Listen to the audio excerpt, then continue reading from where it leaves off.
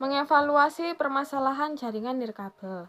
Jaringan nirkabel atau lebih dikenal dengan Wi-Fi banyak memiliki kelebihan jika dibandingkan dengan jaringan dengan media kabel atau wired, terutama jika ditinjau dari sisi efisiensi desain jaringan serta efektivitas jangkauan akses penggunaannya. Namun, di sisi lain, teknologi nirkabel juga memiliki kelemahan jika dibandingkan jaringan kabel. A. Mendiagnosa permasalahan jaringan nirkabel. Mendiagnosa permasalahan perangkat yang tersambung jaringan luas atau wireless merupakan pekerjaan yang harus dilakukan oleh administrator jaringan atau teknisi. Pekerjaan ini memerlukan ketelitian dan kesabaran yang tinggi agar didapat hasil yang baik.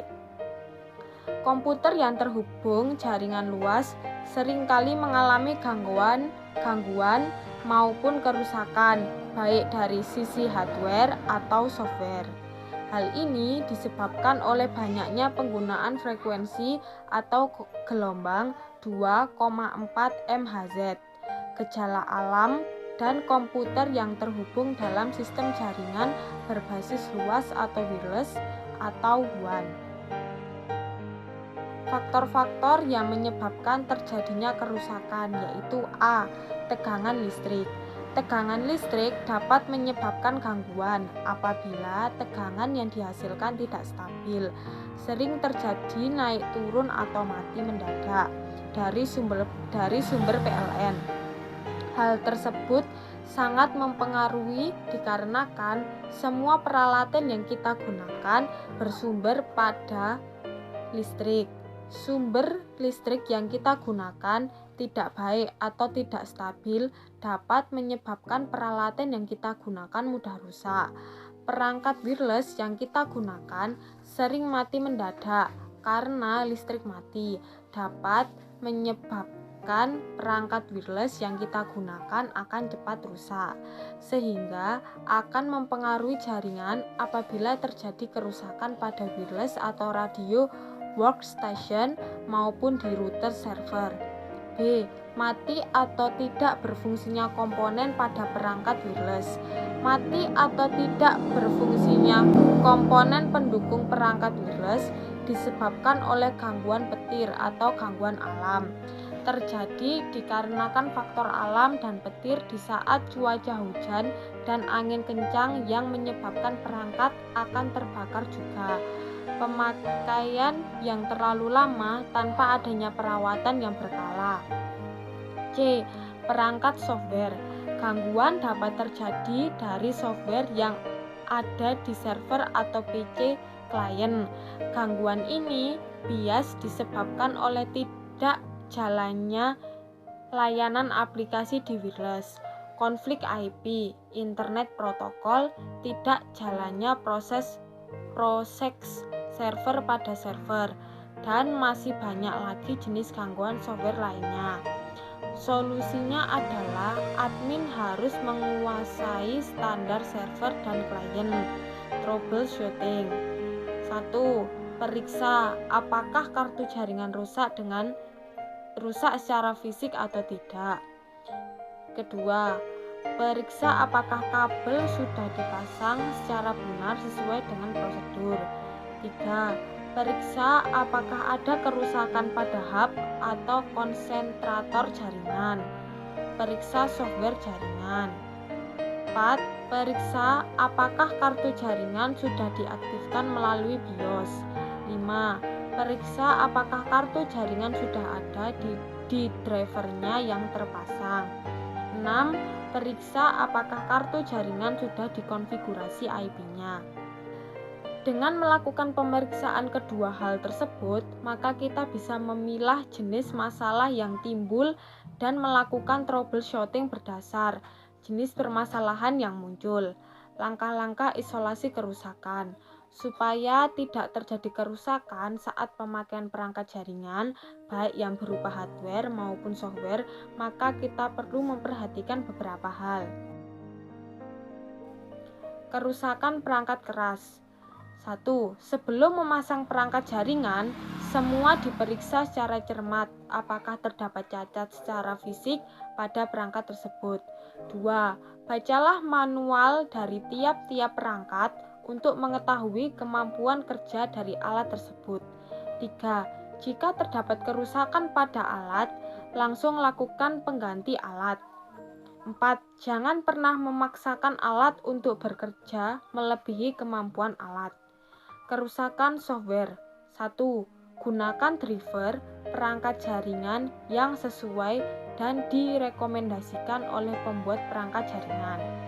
2. Jaringan pernah membiarkan PC tanpa software antivirus karena virus menyerang melalui jaringan dan bisa mengganggu koneksi jaringan. 3.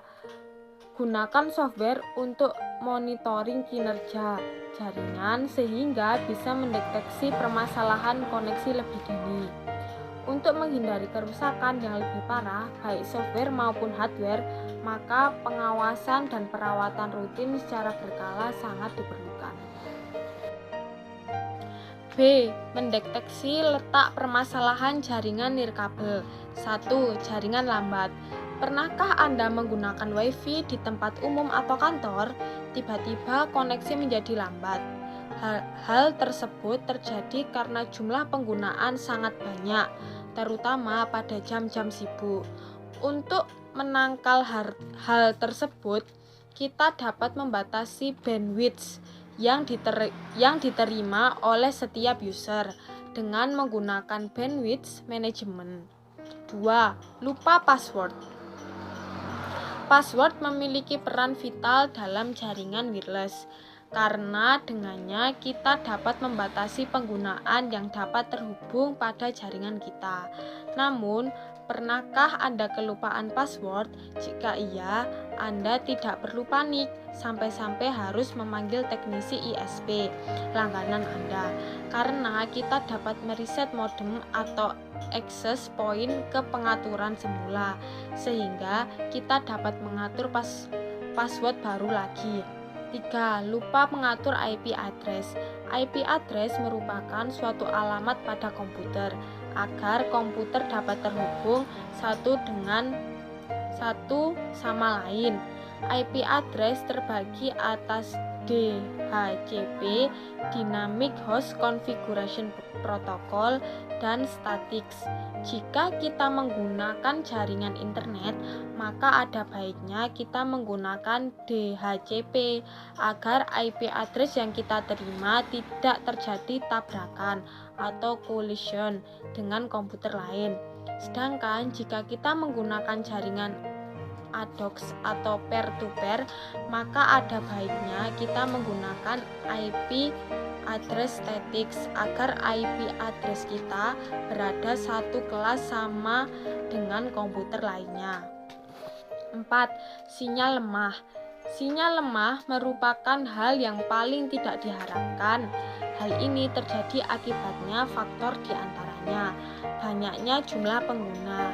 Hal ini menjadi kendala bagi para pengguna jaringan terbuka karena dengan ramainya pengguna, maka akan membuat jaringan dan sinyal melemah. Untuk mengatasi permasalahan ini diperlukan hotspot tambahan yang dapat men-cover jumlah penggunaan jauh dari hotspot. Jarak merupakan hal yang mempengaruhi tingkat device atau laptop atau smartphone dalam menjangkaunya sinyal access point. Oleh karena itu, untuk menghindari hal tersebut, kita bisa mencoba untuk memilih tempat duduk yang berada di dekat access point. 5. Wireless network adapter disable. Pernahkah Anda melihat tanda silang pada logo jaringan laptop Anda? Apakah Anda berada pada lokasi yang memiliki akses ke internet? Hal ini terjadi karena Anda mendisable wireless network adapter secara sengaja maupun tidak sengaja pada laptop Anda. Agar laptop Anda dapat mendeteksi jaringan yang ada, maka Anda harus menenablekan wireless network adapter. 6. Lupa membayar tagihan bulanan. Poin terakhir ini merupakan masalah klasik yang sering terjadi pada akhir bulan. Walaupun ini bukan masalah teknis, tapi kalau hal ini terjadi akan membuat kita tidak dapat terkoneksi ke internet dalam waktu yang tidak dapat diketahui sampai kita membayar tagihan. Untuk mencegah hal ini, kita dapat menerapkan kiat-kiat berikut seperti mengingat tanggal dan rajin menabung.